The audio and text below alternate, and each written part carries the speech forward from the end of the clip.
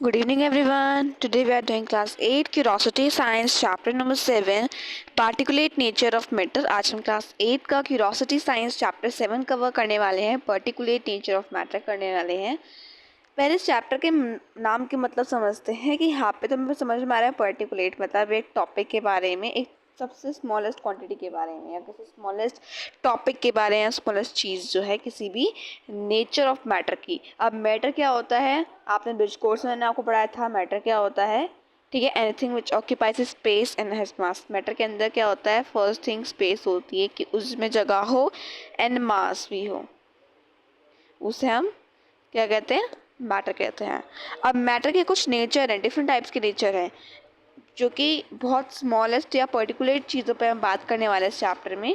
तो यहाँ पे प्रोब एंड पॉन्डर दे रखा है जो कि आप पढ़ सकते हैं. बेसिकली इसमें कुछ क्वेश्चंस ऐसे हैं, लाइक मैं आपको पढ़ के दिखा देती हूँ दैट कि जब हम पाइल बनाते हैं स्टोन या सैंड का, में एक रेत से, आपने देखा है ना लोग महल बनाते हैं, बच्चे महल बनाते हैं. जब किसी बीचेस पे जाते हो आप, बीच पे आप गए हो, ठीक है, तो वहाँ पे हम रेत से महल बनाते हैं. ठीक है, एक पायल बनाते हैं. ठीक है, ढेर बनाते हैं. पायल मतलब एक ग्रुप. ठीक है, पूरा एक. ठीक है, लेकिन लिक्विड से तो नहीं बन सकता ना पायल. लिक्विड से तो आपका कोई महल नहीं बन सकता. हम सैंड से बना सकते हैं, स्टोन से बना सकते हैं, बट वाटर से तो नहीं बनता ना आपका घर. Why does water take the shape of folded hands. अच्छा, जब पानी भरते हैं, जब आपने हाथों में कभी पानी भरा है तो आपको पता चलता होगा ना कि जो वाटर में, जिस वाटर को हम लोग तो हाथों में भर रखा है, वाटर उसी टाइप की शेप का अपना शेप ले लेता है. लेकिन जब अपने हाथ हटा देते हैं तो पानी भी रिलीज हो जाता है. अब ऐसे क्यों होता है. नेक्स्ट है we can see air, so how does it add weight to an inflated balloon. आपने देखा होगा कि जब हम बैलून फुलाते हैं तो उसके अंदर इतनी हवा भरते हैं तो बैलून फूलता है, इन्फ्लेट होता है. लेकिन हमें आसपास की हवा दिखती नहीं है, तो बैलून का वेट कैसे बढ़ा रही है. नेक्स्ट क्वेश्चन है last, is the air we breathe today the same that exist thousand of years ago. जो आज की हवा हम ब्रीथ करते हैं वो बहुत हज़ार सौ पहले साल भी थी ऐसी. नहीं. क्यों नहीं थी, बिकॉज हम जानते हैं ह्यूमन एक्टिविटीज़ के द्वारा हमारी जब प्रेजेंट 2025 की जो हम एयर ब्रीथ कर रहे हैं वो 1000 साल पहले में, इन दोनों में बहुत डिफरेंस है. बिकॉज आजकल इस जनरेशन में बहुत सारे हम इंडस्ट्रीज़ बनाते हैं, पोल्यूशन क्रिएट करते हैं, जो कि 1000 साल पहले इतना नहीं होता था. तो हवा में भी परिवर्तन आता है. ठीक है, तो हम इंट्रोडक्शन स्टार्ट करते हैं इस चैप्टर को. You might have collected pebbles and stones on the sand while playing on a river bank of a beach. जब आप बीच पे जाते हो या रिवर बैंक पे जाते हो तो आप पत्थर कलेक्ट करते हो ना, पेबल्स कलेक्ट करते हो. ठीक है, सैंड से खेलते हो. So where do these pebbles stones and sand come from. ये पेबल्स स्टोन्स सैंड कहाँ से आते हैं. In the mountains. जो माउंटेन्स होते हैं, रॉक ग्रेजुअली ब्रेक होते हैं ड्यू टू इरोजन्स. हमने क्लास 7 की जोग्राफी में पढ़ा है कि जो माउंटेन्स होते हैं वो माउंटेन्स बेसिकली ये होता है, एक बिग स्टोन ही तो होता है आपके, बड़ा सा पत्थर ही तो होता है. धीरे धीरे क्योंकि जैसे जैसे प्रेशर बढ़ता जा रहा है माउंटेन भी छोटे छोटे होते रहते हैं और अपना शेप चेंज करते रहते हैं. यू नो दिस, जैसे जैसे प्रेशर बढ़ता जा रहा है.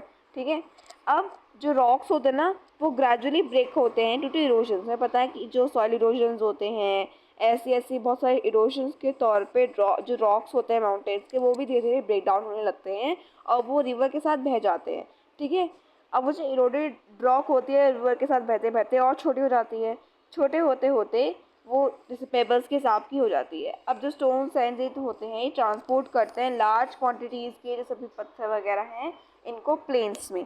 ठीक है, the bigger rock are eventually broken down into final grain. अब जो बड़ी बड़ी रॉकें होती हैं उनको हम फाइनल ग्रेन में ब्रोक करते हैं. सैंड, जैसे सैंड में देखिए ना रेत कितने छोटे छोटे कण होते हैं, क्ले होती है, ऐसे ही हम बिगर रॉक्स को हम अपने इंडस्ट्री के थ्रू या ऐसे इरोशंस के थ्रू ये फाइनल ग्रेन्स में टूट टूट जाते हैं. तो is this grain the smallest unit of a bigger rock. तो हम कह सकते हैं कि जो स्मॉलेस्ट यूनिट है रॉक की, बिगर रॉक की, वो ग्रेन है. So no. और can these grains of sand and clay be broken down further, let us find out. और क्या ये इनको और ब्रेक कर सकते हैं ग्रेन्स को इनटू सैंड और क्ले. तो इसको हम आगे पढ़ने वाले हैं इस नए टॉपिक के साथ, what is matter composed of. ठीक है, तो यहाँ पे पहले इस टॉपिक को स्टार्ट करने से पहले हमें एक एक्टिविटी दी गई है, एक्टिविटी 7.1, लेट अस एक्सप्लोर. इस एक्टिविटी में बेसिकली मैं आपको समरी बता देती हूँ. इसमें हमें क्या करना है, एक चौक लेनी है. ठीक है, take a stick of chalk. हमें एक चौक लेनी है और उसको ब्रेक करना है. एक आपने पीस लिया चौक का, उसको आपने हाफ करके तोड़ दिया. ठीक है, continue breaking the chalk till it becomes difficult to break it further by hand. आपने एक चॉक ली, उसको आपने 2 हिस्सों में तोड़ा। अब इस चॉक को आपको ग्राइंड करना है या आप इसको ग्राइंड ही करना है, और ऐसा ग्राइंड करना है कि बहुत छोटे छोटे पीसेस में हो जाए चॉक। ठीक है, अब इसे आप मोटर या पेस्टल, मोटर जो होती है, पेस्टल जो होती है, ठीक है, उसके हिसाब से आपको उसे और तोड़ते जाना है और इतना तोड़ना है कि वो फाइन पाउडर्स बन जाएं। ठीक है, अब आप उन फाइन पाउडर्स को ऑब्जर्व करेंगे मैग्नीफाइंग ग्लास से। तो जब आप उसे ऑब्जर्व करेंगे आप देखोगे कि अभी भी स्टिल बहुत बड़े बड़े पीसेस हैं चॉक के, बिकॉज मैग्नीफाइंग ग्लास हमें और एक मैक्सिमम टाइप पे दिखाता है। तो हमें ईच टाइनी ग्रेन जब हम ऑब्जर्व करेंगे इस मैग्नीफाइंग ग्लास से तो हमें और बड़े दिखेंगे।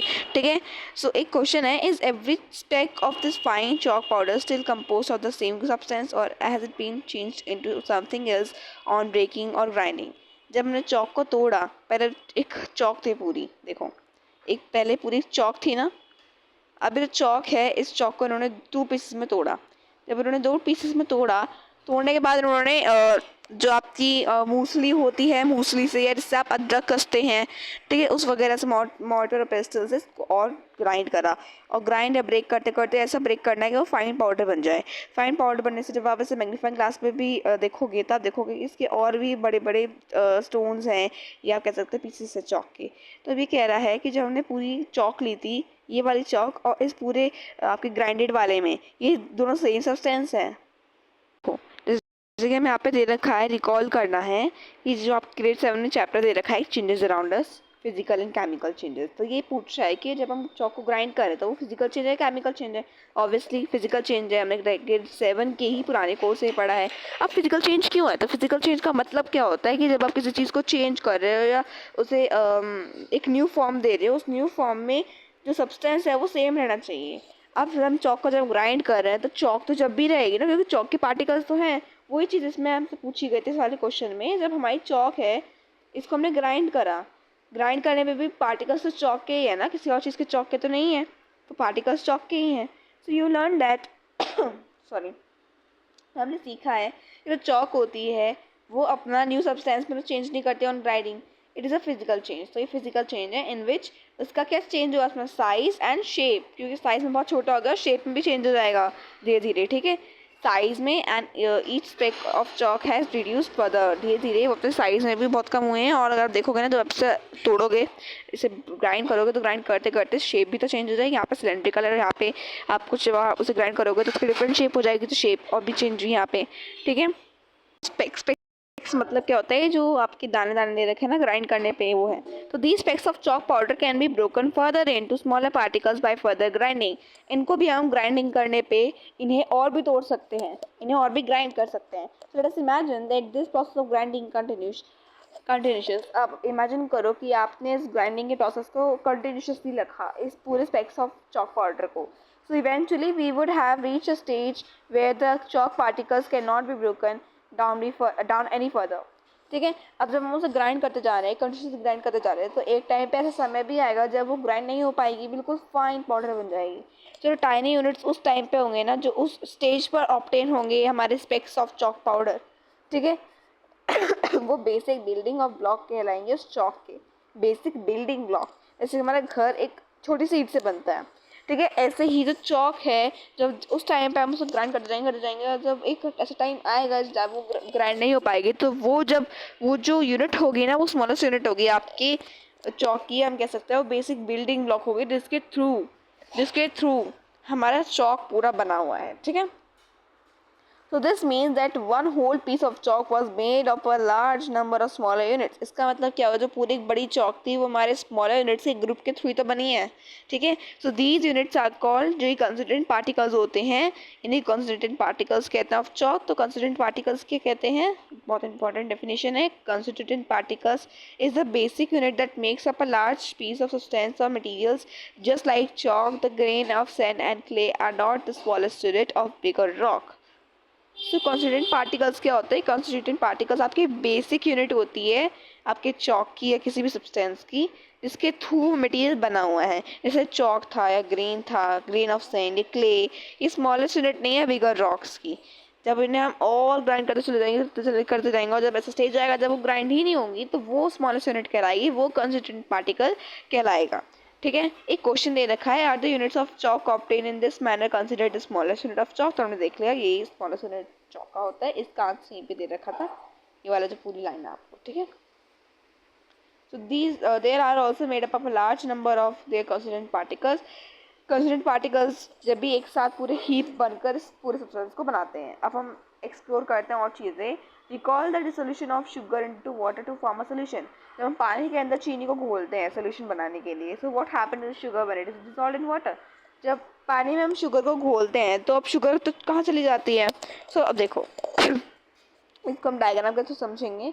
यही हमें एक्टिविटी दे रखी है, इस एक्टिविटी को समझते समझते हम समझेंगे और आपको बताऊंगी कैसे।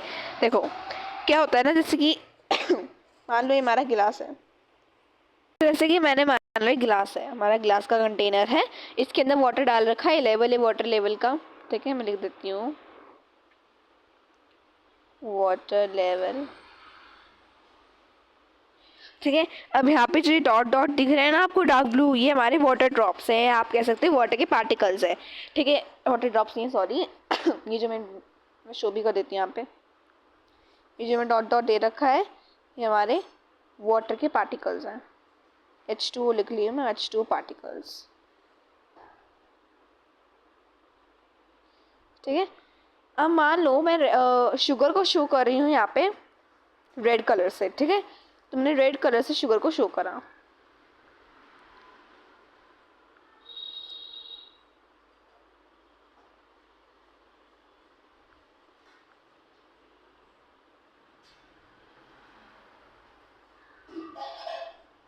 ये हमारी शुगर है, ठीक है। ये हमारी शुगर है, ये वाला कलर शुगर को शो कर रहा है। अभी ये शुगर है, हमने शुगर डाली, अब थोड़ी बार जब इसे स्टर करेंगे, मतलब अब इसे मिक्स करेंगे, तो मिक्स करने पे ना क्या होगा, बाद में इसके जो पार्टिकल्स हैं,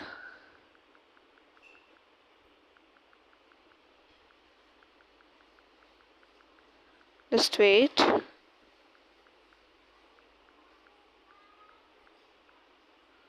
तो जो शुगर के पार्टिकल्स है ना, ये आप बाद में देखोगे ये इसके साथ ऐसे से इन गैप के साथ मिक्स हो जाएंगे, क्योंकि इन्हें वाटर पार्टिकल्स के बीच में गैप दिख रहा है, तो इस गैप को रहते रहते ये इनके साथ हो जाएंगे और इनके साथ फिक्स हो जाएंगे।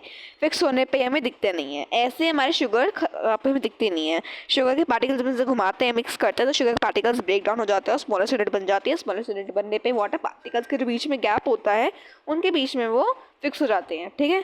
तो हमारा छोटा सा डायग्राम इसको आपको समझाने के लिए बनाया था, ठीक है। सो एक्टिविटी 7.2 दे रखे, लेट अस परफॉर्म, इसको पढ़ते हैं। तो fix a glass tumbler with a drinking water,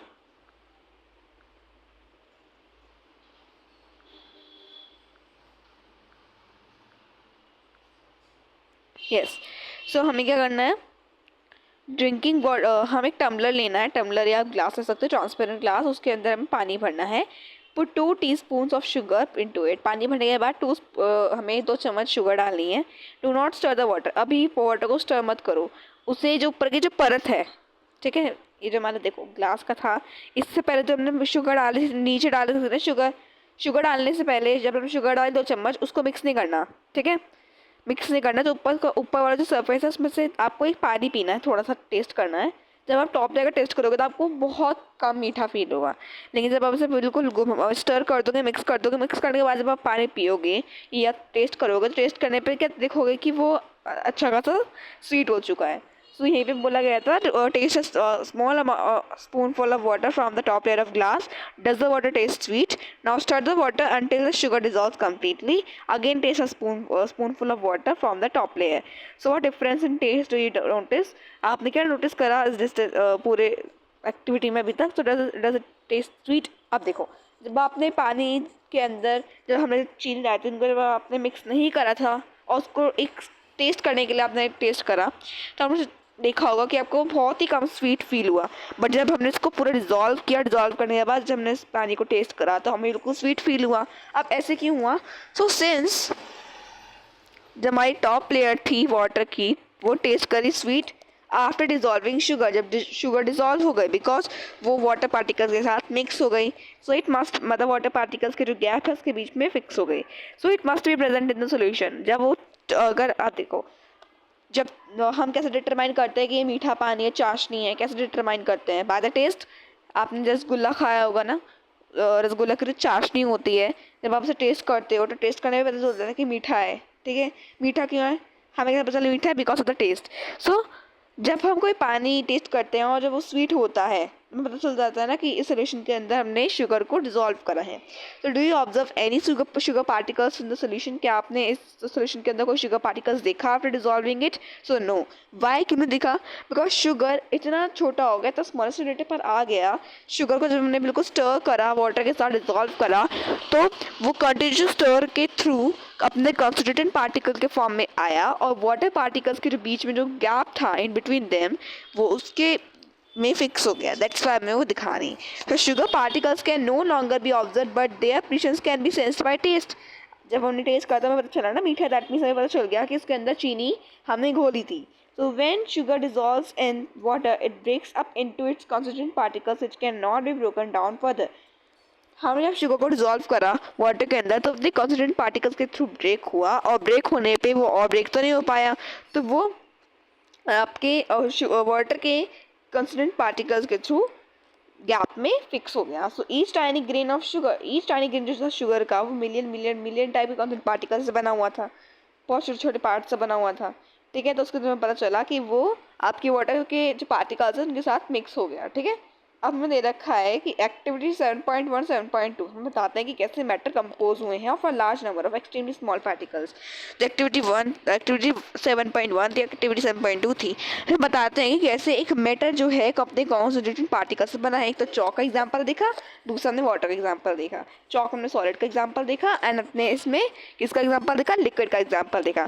these particles are so small that they can not be seen even through any ordinary microscope. इनके पार्टिकल्स इतने छोटे होते हैं कि ये जो एक नॉर्मल माइक्रोस्कोप होता है उनके थ्रू हम नहीं देख सकते, इसलिए हम इसको देखने के लिए एक स्पेशल टाइप का बहुत एक जो ग्रेट लेंस वाला होता है उसके थ्रू देखना पड़ता है। एक क्वेश्चन है, but where did the sugar go? लेकिन शुगर क्यों कहाँ गए? तो अब रीज़न यहाँ पे पढ़ते हैं। जो टाइनी शुगर पार्टिकल्स थे वो सेपरेट हुए, अपने कॉन्स्टिट्यूएंट पार्टिकल्स से बने, तो और उन्होंने अवेलेबल जो ऑक्यूपाई स्पेस था इन बिटवीन वाटर पार्टिकल्स उनको ऑक्यूपाई करा, और उन स्पेस को हम क्या कहते हैं? पार्टिकल्स के बीच में जो स्पेस होता है उनको हम इंटर पार्टिकल स्पेस कहते हैं। बहुत इंपॉर्टेंट लाइन है। इंटर पार्टिकल स्पेस मतलब स्पेस बिटवीन मैटर या space between of particles of a matter. ठीक है, मैं यहाँ पे लिख देती हूँ, space between particles of a particulate matter।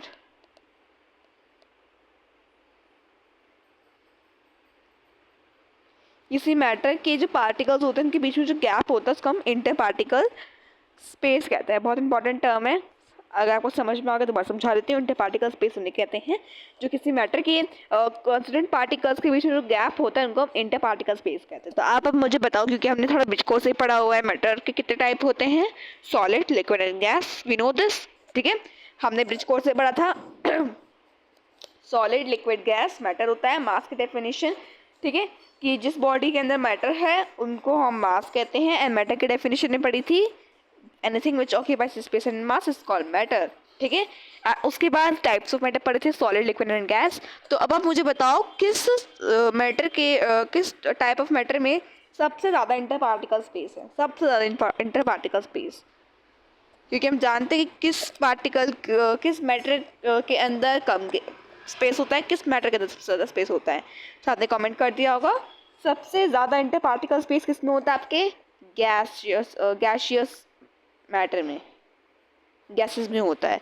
ठीक है, सबसे ज़्यादा होता है inter particle space, and solid में सबसे कम होता है, because we know that solid में बिल्कुल आपके जो पार्टिकल्स होते हैं मूव नहीं कर पाते, बट गैसेस में रैपिडली मूव करते। तो वी नो दिस। तो आपको समझ में आया? अगर आपने इसका आंसर दिया तो गुड टू नो। यहाँ पे दे रखा है कि chalk and sugar I can both be broken down into their constituent particles, but how the constituent particles of are held together to form the solid pieces we see। अब हमने देखा, ये लड़की कहती है कि हमने देखा कि चॉक को हमने और शुगर को हमने उसके कॉन्स्टिट्यूएंट पार्टिकल्स के थ्रू ब्रेक डाउन करा, बट अब जैसे कि कॉन्स्टिट्यूएंट पार्टिकल्स जब हमने कॉन्स्टिट्यूएंट पार्टिकल्स ब्रेक करा तो कॉन्स्टिट्यूएंट पार्टिकल्स तो बहुत छोटे होते हैं, तो वो कैसे एक साथ एक ग्रुप बने इन पूरे सब्सटेंस के, कैसे कैसे बने, मतलब इनमें कोई हमने एडिसिव फोर्स लगाई। एडिसिव फोर्स क्या होता है, जैसे हमने पता है आपने ग्लू यूज़ कर रही होगी, फेविकॉल यूज़ कर रही होगी, तो उसके अंदर जब हम पेपर चिपकाते हैं, कोई क्राफ्ट कर रहे हैं तो उसको चिपकाते हैं, ठीक है। तो उस चीज़ के लिए हम फेविकॉल यूज़ करते हैं, ग्लू यूज़ करते हैं, ग्लू गन भी यूज़ करते हैं, टेप भी यूज़ करते हैं, तो हम एडिसिव चीज़ों का यूज़ करते हैं। तो ये कहना चाह रहे कि ऐसी कौन सी एडिसिव फोर्स है जिसके थ्रू कॉन्स्टिट्यूंट पार्टिकल्स अपने सॉलिड फॉर्म में आते हैं, या जो भी कोई फॉर्म होता है उसमें, तो इन क्या कौन सी एडिसिव फोर्स है, ये कहना चाह रही है। एडिसिव फोर्स आपको समझ में आई? अट्रैक्शन, मोस्ट अट्रैक्शन वाला फोर्स कहते हैं एडिसिव फोर्स, मतलब समझ जाओ अट्रैक्शन फोर्स जो होता है। तो नेक्स्ट टॉपिक है हमारा what decide different states of matter, जिसको हम अनदर वीडियो में कवर करने वाले हैं, बिकॉज इसके अंदर पूरे आपको डेफिनेशन दे रखी है सॉलिड, लिक्विड एंड गैसेस की। बहुत छोटा सा चैप्टर है वैसे, तो इसको हम कवर कर लेंगे 2-3 दिन में। Stay updated with this channel. अगर आपको मेरी एक्सप्लेनेशन बहुत अच्छी लगी तो please subscribe for more updates, ठीक है। और अभी जैसे कि आपने देखा कि आपके हाफ ईयरली ख़त्म हो चुके हैं, ठीक है, पीरियड 2 आपके बाद में स्टार्ट होंगे। तो अभी मैं आपको सिलेबस कंप्लीट करवाने वाली हूँ आपके साइंस एंड मैथ्स का। आप मुझे बता सकते हैं कि आपका सिलेबस अगर बताया हो अभी तक स्कूल में, या आप कहाँ तक पहुँचे, आप मुझे बता सकते हैं। Subscribe for more videos and thank you for watching my video, ठीक है। अगर आप किसी और चैप्टर पे भी वीडियो चाहिए आप मुझे बता सकते हैं, एंड आप किसी और इस चैप्टर से रिलेटेड कोई क्वेरी आप उससे कमेंट सेक्शन में पूछ सकते हैं। Thank you for watching the video.